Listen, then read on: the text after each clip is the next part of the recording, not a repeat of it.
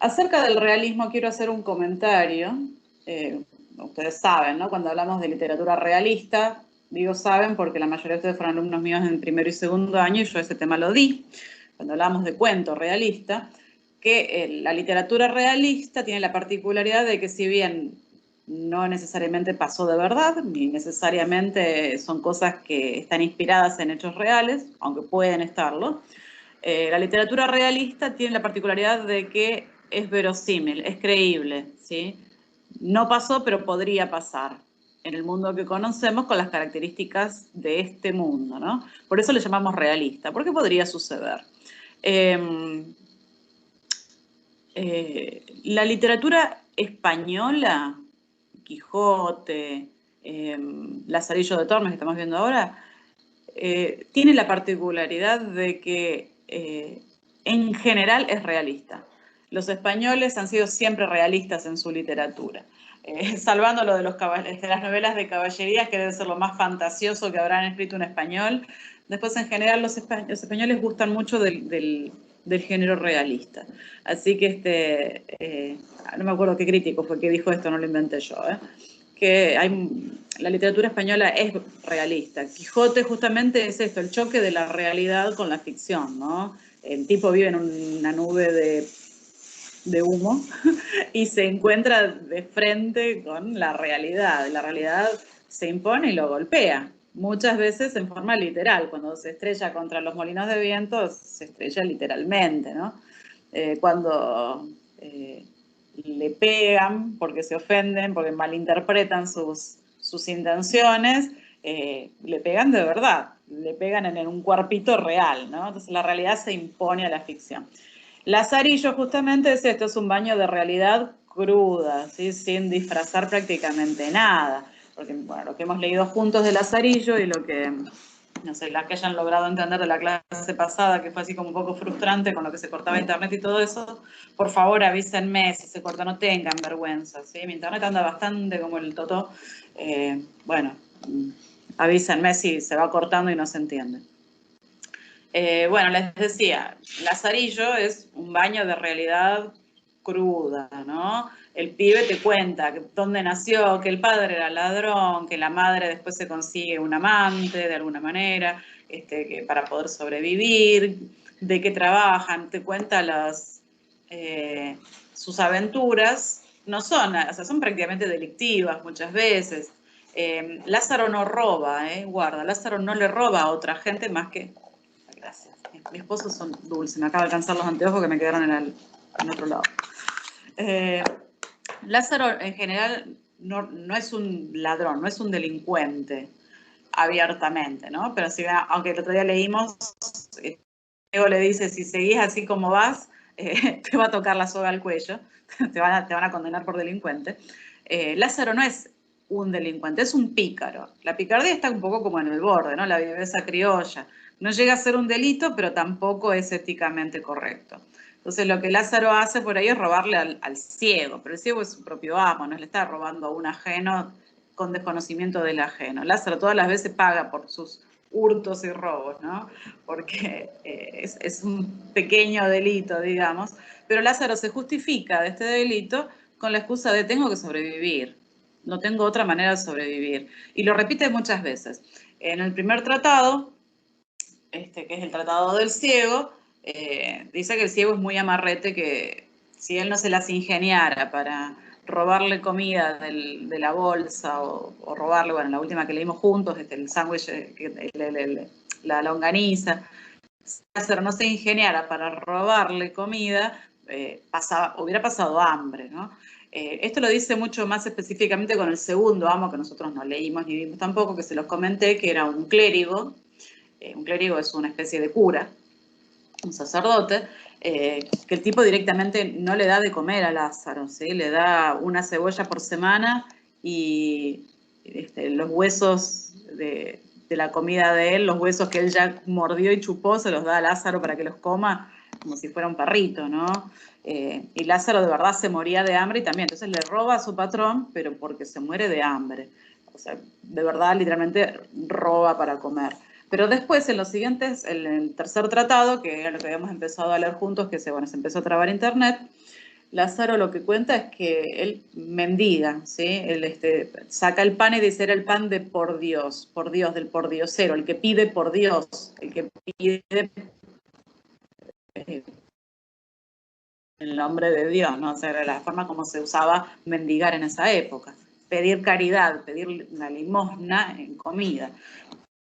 Les había contado la semana pasada que en ese tratado tercero, Lázaro había encontrado un amo que aparentemente era un tipo de alta sociedad, ¿sí? Un escudero, estaba bien vestido, bien peinado, vivía en una casa que de afuera por lo menos parecía una casa linda, pero que cuando entraban a la casa no había muebles, todo tenía mugre, no había dónde sentarse, no había platos, no había nada. Cuando Lázaro le ayuda, el hombre le pide que le ayude a tender la cama, Lázaro ve que el colchón, que eran colchones de lana, tenía 3 o 4 bodoquitos de lana y todo el resto estaba vacío prácticamente, o sea que era un colchón muy finito, que las frazadas que usaba el amo estaban ya raídas, deshilachadas, y que el tipo no tiene comida en la casa.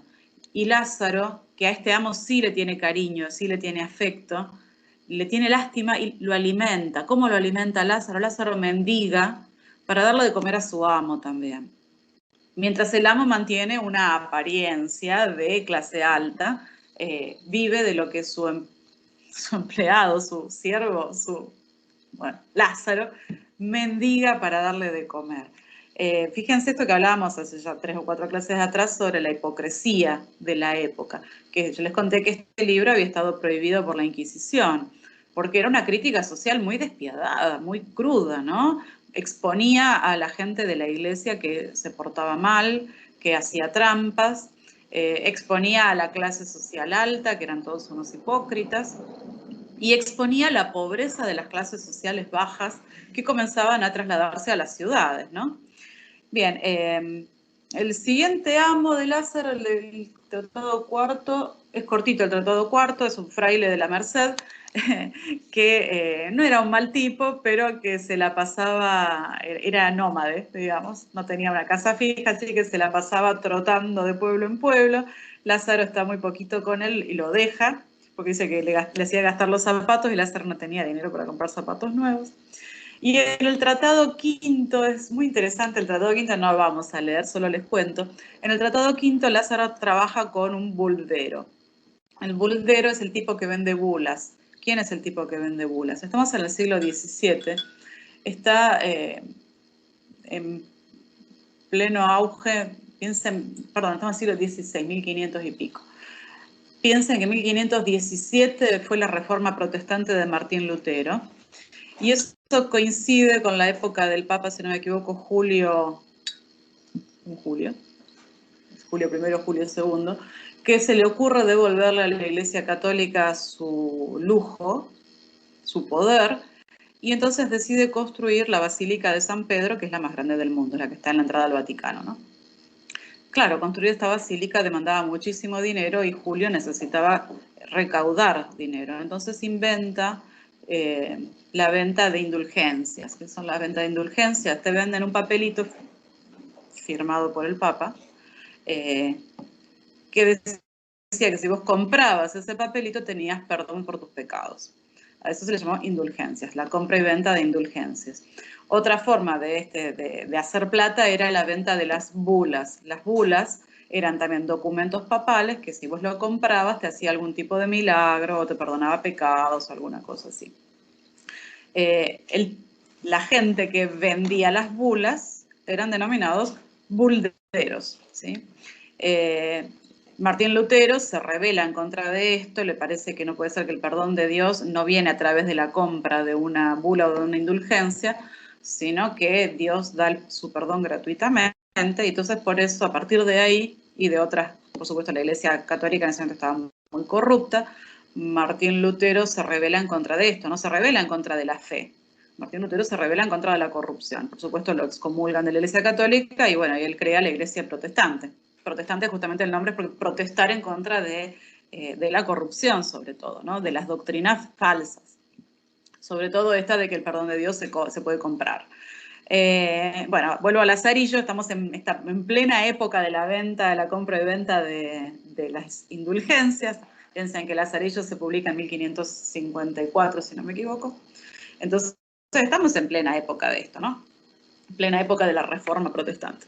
Entonces, Lázaro empieza como a servir a un buldero y ve cuáles son las estrategias de este hombre para vender la bula. Les cuento cortito, en que consiste una de las estrategias, y es que el buldero va con un amigo que es alguacil, o con un amigo, y entonces fingen en la taberna que tienen una pelea, ¿sí? Que están jugando, no sé, a las cartas, a los dados, a algo, fingen que tienen una pelea, y entonces el amigo le echa en cara que las bulas que vende son mentirosas, que son falsas, y el tipo le dice que no, que las bulas son verdaderas, y discuten.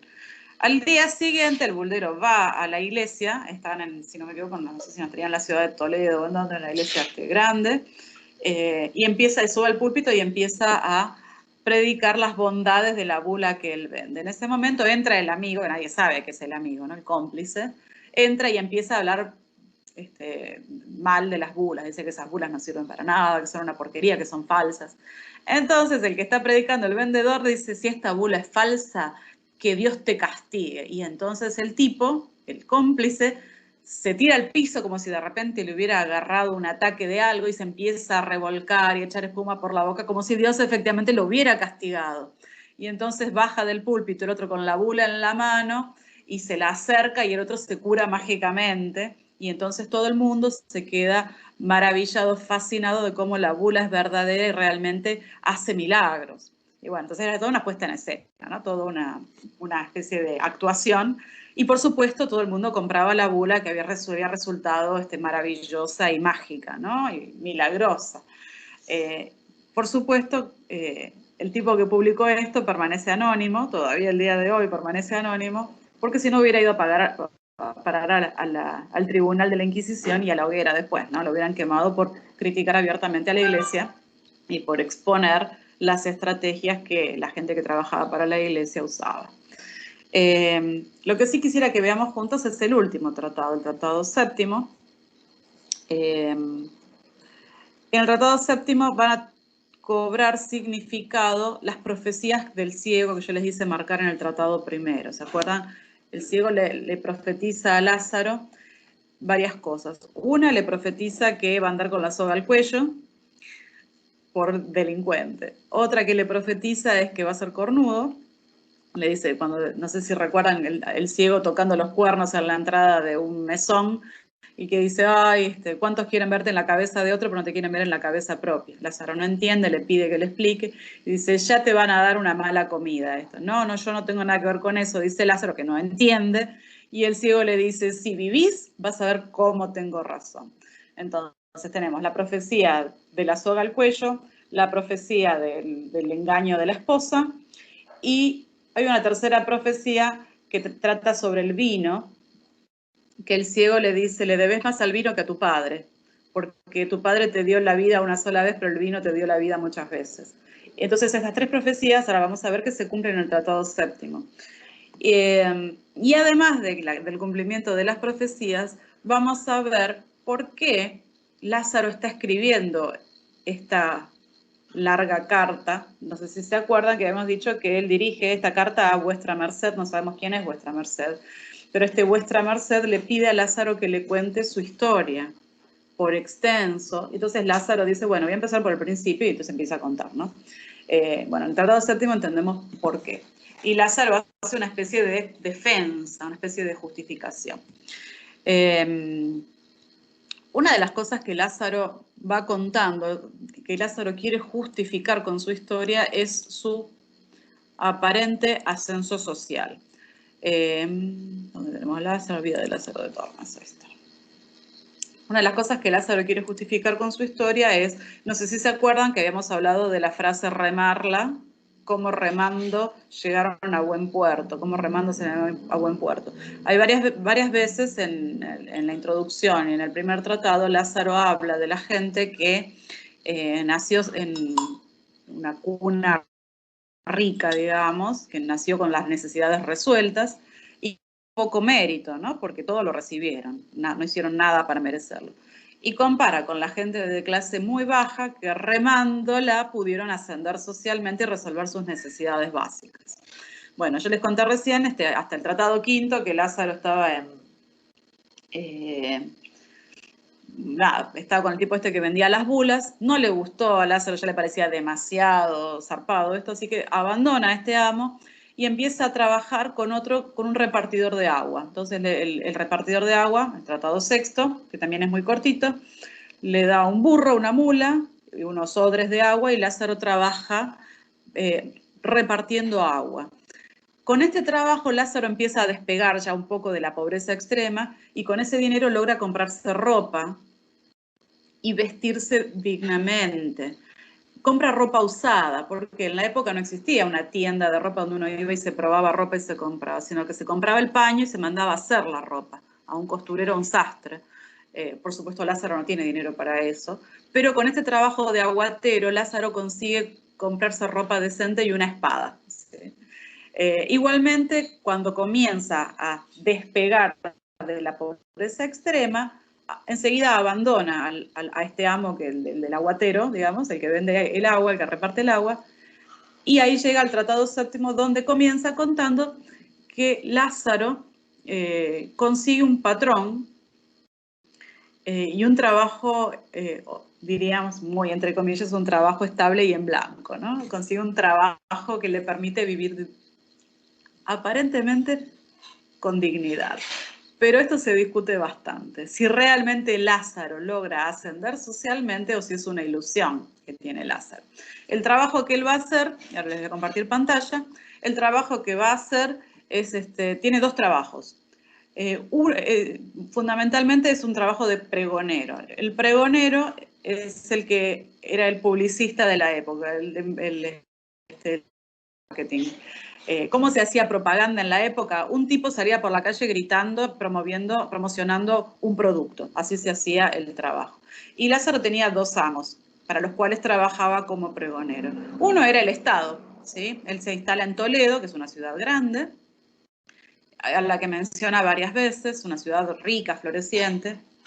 Y él se instala en Toledo y trabaja para el Estado, y acá viene el cumplimiento de dos de las tres profecías.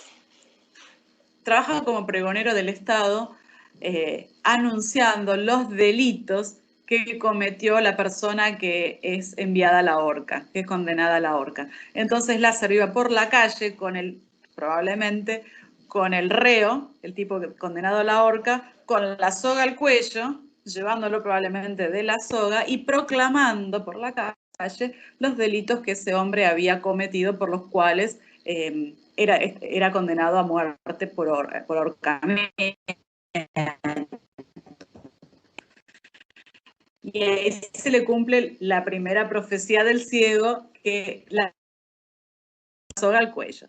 Por suerte, así al principio, no es que Lázaro va a tener la soga al cuello, sino que trabaja como pregonero.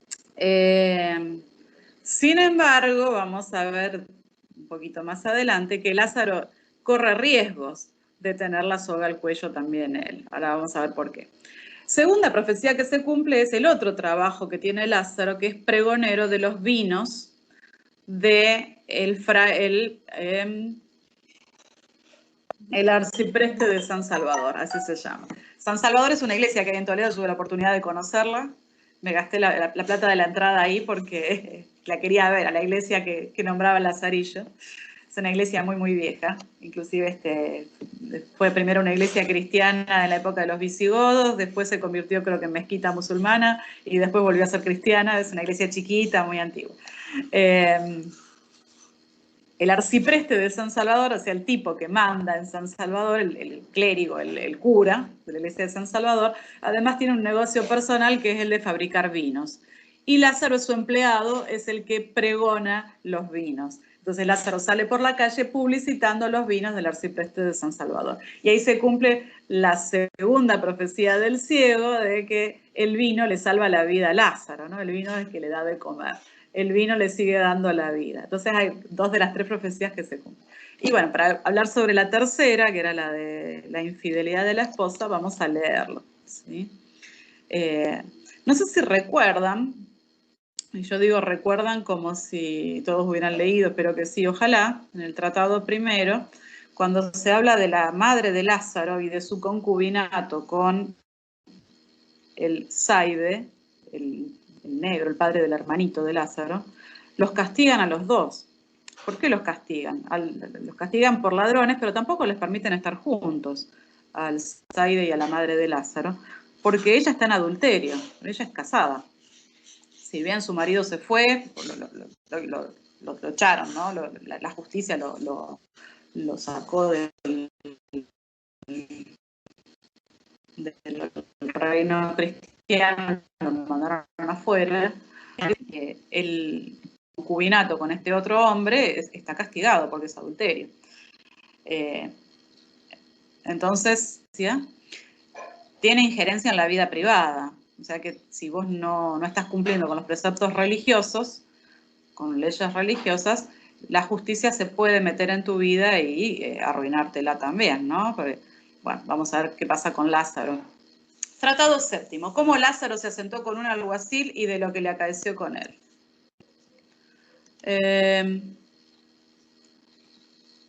Bien. Despedido del capellán, asenté por hombre de justicia con un alguacil. Más muy poco, un alguacil es un policía de la época, ¿no?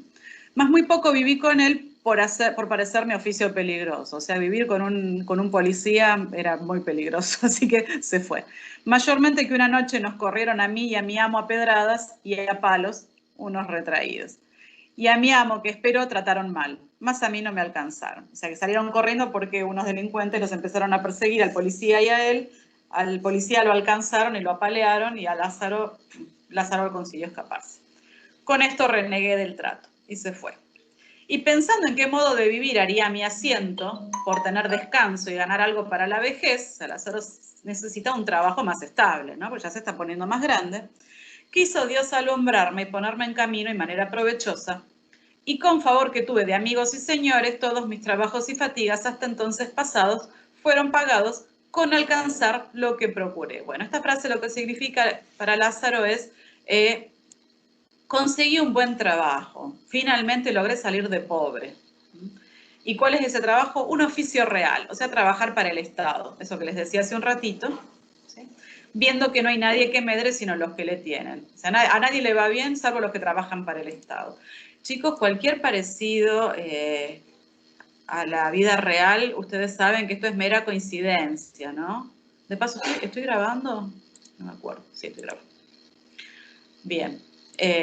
Nada, se ve que les va bien solo los que trabajan para el Estado, solo los que trabajan en política les va bien, consiguen crecer socialmente. Eso es lo que está diciendo. Si se parece a la realidad, ya saben, es coincidencia, esto es pura ficción. En el cual trabajo, el día de hoy vivo y resido al servicio de Dios y de vuestra merced. Bueno, este tipo al que le escribe aparentemente es alguien del Estado o alguien de un grado social superior. ¿Sí? Sigo trabajando de este oficio real. Y es que tengo cargo de pregonar los vinos que en esta ciudad se venden, los vinos, pregonar los vinos, lo que les conté recién, y en almonedas y cosas perdidas, acompañar los que padecen persecuciones por justicia y declarar a voces sus delitos. Pregonero, hablando en buen romance, ¿sí? Bueno, este es su trabajo. Su trabajo es pregonar. ¿Qué cosas pregona? Bueno, pregona los vinos, les hace propaganda a los vinos, pregona los objetos perdidos, o sea, va por las calles gritando las cosas que se han encontrado o que se han perdido, ¿sí? Y además declara los delitos de la gente que es condenada a muerte, ¿sí? Los que padecen persecución por justicia. En el cual oficio, un día que ahorcábamos un apañador en Toledo y llevaba una buena soga de esparto, conocí y caí en la cuenta de la sentencia que aquel mi ciego amo había dicho en Escalona, y me arrepentí del mal pago que le di por lo mucho que me enseñó, que después de Dios, Él me dio industria para llegar al estado que ahora estoy, faltó la Y. Bueno, acá es donde se cumple la profecía de la soga, ¿no? Cuando Lázaro estaba ahorcando, estaba participando en el ahorcamiento de alguien, un apañador, andaba con la soga en la mano y se acuerda la sentencia del ciego, ¿no? La profecía del ciego. Y cuando se acuerda de eso, se arrepiente de no sé si leyeron el final del tratado primero, que cuando Lázaro se escapa del ciego, lo deja lastimado, ¿no? Lo deja muy mal herido, y se arrepiente del mal pago que le dio al ciego, porque finalmente, ahora años más tarde, reconoce que el ciego es quien más le enseñó para la vida, ¿no? Hame sucedido tan bien, yo le he usado tan fácilmente que casi todas las cosas al oficio tocantes pasan por mi mano. O sea, me fue tan bien con este trabajo de pregonero que todo lo que tiene que ver con esto pasan por mi mano. Todo el mundo me llama para pregonar. Tanto que en toda la ciudad, el que ha de echar vino a vender o algo, si Lázaro de Tormes no entiende en ello, hacen cuenta de no sacar provecho. O sea que Lázaro se convierte en el publicista oficial de la ciudad de Toledo. Si Lázaro no publicita un artículo, como que no existiera, ¿no? O sea, Lázaro está contento porque siente que logró algún tipo de prestigio. Además del prestigio, piensen que la honra, el honor, especialmente para un español, en esa época y antes también, consistía en dos cosas, en la buena fama, o sea, ser conocido por tus virtudes, y el dinero, y que esa buena fama también te reporten dinero. Y Lázaro tiene las dos cosas ahora, al menos parece, ¿no? Pareciera como que se convierte en una persona honorable, en una persona honrada, una persona casi socialmente, no de la nobleza, pero casi en un burgués pareciera, ¿no? Porque ahora todo el mundo lo conoce, todo el mundo lo llama, Lázaro tiene algún tipo de prestigio, y a este no le falta los bienes materiales, aparentemente. En este tiempo, viendo mi habilidad y buen vivir, teniendo noticia de mi persona el señor Arcipreste de San Salvador, mi señor y servidor y amigo de vuestra merced. Bien, acá aparece el personaje este. Es importante este personaje, ténganlo en cuenta, el Arcipreste de San Salvador. Es amigo de la persona a la que Lázaro le está escribiendo. Y aparte, vuestra merced es el patrón, digamos, del Arcipreste de San Salvador. O sea que Lázaro trabaja para el Arcipreste de San Salvador y el Arcipreste de San Salvador trabaja para esta persona, cuyo nombre no sabemos, a quien Lázaro llama vuestra merced, que es el destinatario de la carta. Entonces, bueno, en este tiempo, viendo mi habilidad, la habilidad para pregonar y el buen vivir, porque Lázaro se porta de una manera honesta, teniendo noticia de mi persona el señor Arcipreste de San Salvador, porque le pregonaba sus vinos, procuró casarme con una criada suya. Bueno, este señor, el Arcipreste de San Salvador, quiere casar a Lázaro con su criada. Y acá recuerden que Lázaro algunas cosas las menciona como cosas buenas, pero no son cosas buenas, ni tan derechas, ¿no? ¿Qué pasa con la criada del Arcipreste de San Salvador? El Arcipreste de San Salvador es un cura. Pregunto, ¿los curas se casan? No, No, creo que no. no. De hecho, uno de los votos que tiene que hacer una persona cuando se convierte en sacerdote católico, cuando quiere, uno de los votos es el voto de castidad. ¿Qué significa? No solo que no se van a casar, sino que se van a abstener de tener todo tipo de relaciones sexuales, ¿sí? De todo tipo. Por eso la corrupción en la Iglesia Católica muchas veces ha pasado por esto, por el quebrantamiento de este voto. Y eso es todavía muy vigente, sobre todo en los casos de abuso sexual encubierto, que aparece muchas veces en las noticias, ¿no?, sobre la Iglesia Católica, y una de las cosas con las que ha tenido que lidiar el Papa anterior a Francisco es el abuso de menores, ¿no?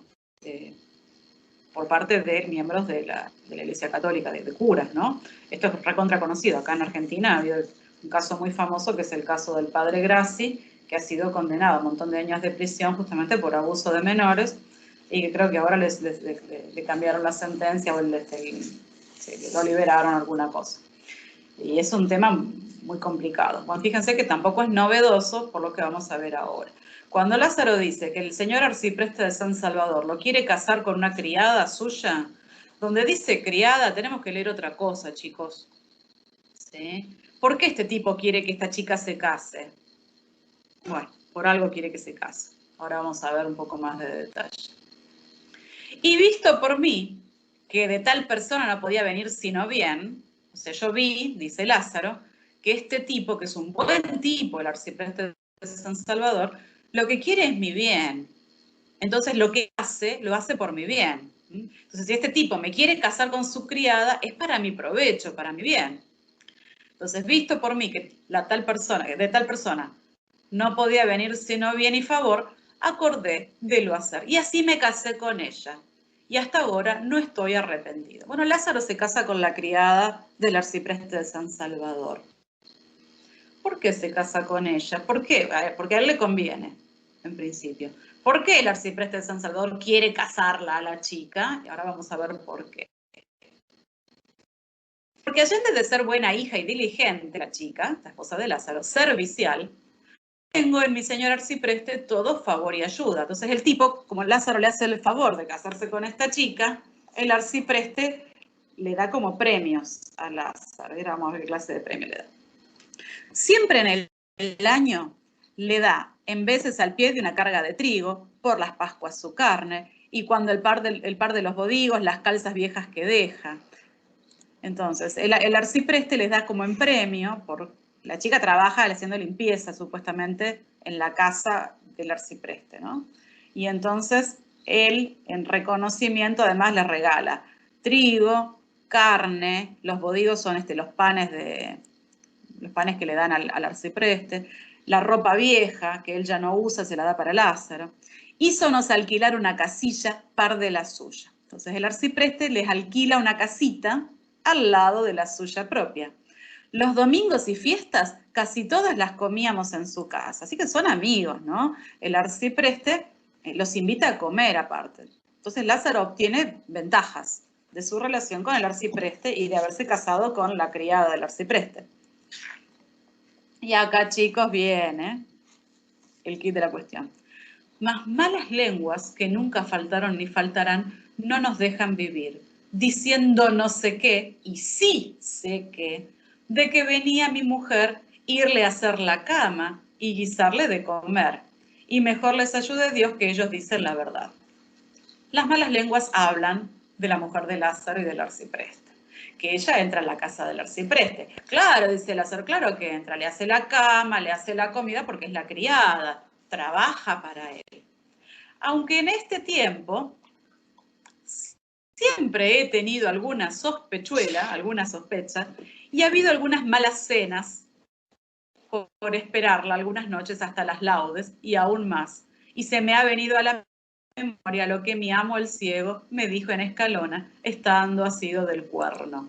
Me acordé de lo que me dijo mi amo, que el cuerno le iba a dar malas cenas. Y Lázaro dice, no, nada que ver, a mí eso no me va a pasar. Y el ciego dice, ya vas a ver que sí. ¿Qué le pasa? Que la chica no llega a la noche y él se queda esperándola y ella no llega y no llega y no llega. ¿Dónde está la chica? Bueno, Lázaro tiene alguna sospechuela, alguna sospecha. Chicos, ¿puede ser que Lázaro tenga una sospecha? Lázaro sabe perfectamente bien. Ya lo vimos a Lázaro. Lázaro es un pícaro, no es ningún caído del catre. Lázaro no es tonto, sabe dónde está la esposa. Se hace el tonto. Mira para otro lado porque le conviene. Le conviene hacerse el tonto.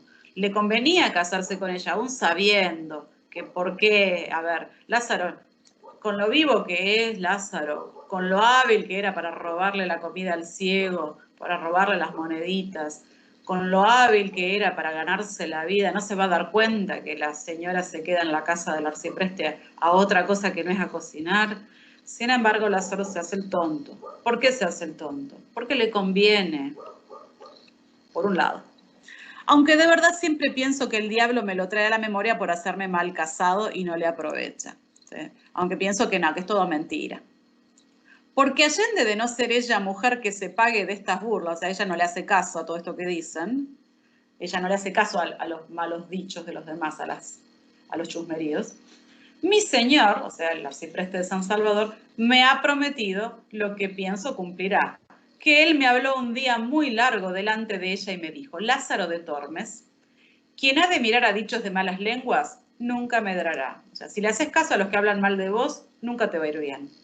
Digo esto porque no me maravillaría alguno, viendo entrar en mi casa a tu mujer y salir de ella, no me extrañaría que la gente hable mal de ver que tu mujer viene a mi casa.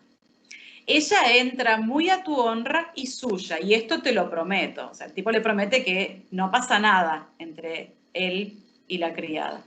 Por tanto, no mires a lo que pueden decir, sino a lo que te toca, digo a tu provecho. No mires a lo que habla la gente, más bien, fíjate que a vos te conviene esto. Señor, le dije, yo determiné de arrimarme a los buenos, la misma frase que dice en el tratado primero. Verdad es que algunos de mis amigos me han dicho algo de eso y aún por más de 3 veces me han certificado que antes que conmigo casase había parido 3 veces. O sea, los amigos le dicen, che, esta con la que vos te casaste, parió 3 veces. O sea que la chica, que no era 0 kilómetros, había tenido ya 3 hijos. Lo sabía todo el pueblo. Pero Lázaro no les quiere creer, o se hace el que no les cree. O sea que los amigos le dicen, por más de 3 veces le dijeron, me han certificado que antes que conmigo casase, había parido 3 veces, hablando con reverencia de vuestra merced porque ella está delante. Entonces Lázaro, o sea, esta conversación la tienen el arcipreste, Lázaro y la chica, están los 3 juntos. Y Lázaro dice, el arcipreste dice, bueno, vos no le hagas caso a las habladurías, porque acá no pasa nada. Y Lázaro dice, pero mis amigos me han dicho esto, me dijeron que ella parió 3 veces. Dice, y habló, lo digo con todo respeto, ¿no? Pero me dijeron esto. Entonces mi mujer echó juramento sobre si empezó a decir malas palabras y a jurar, que yo pensé que la casa se hundiera con nosotros. Empieza a jurar tanto, a decir tantas malas palabras, que Lázaro pensó que más o menos se abría la tierra y los tragaba. Y después tomóse a llorar, o sea, se pone a llorar desconsoladamente la chica, y a echar maldiciones sobre quien conmigo la había casado. Empieza a putearlo al arcipreste, ¿no?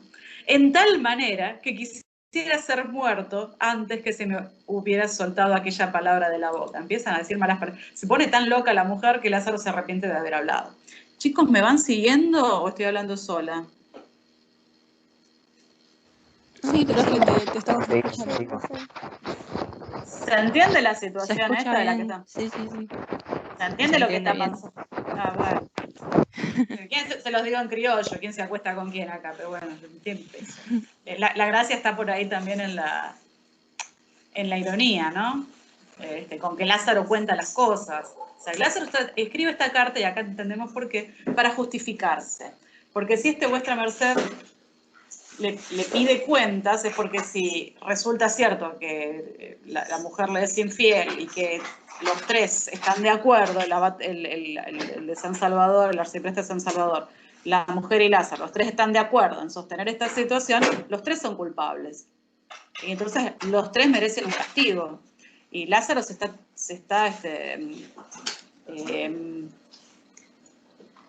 defendiendo, escribe esta carta para defenderse, ¿no? Entonces cuando él explica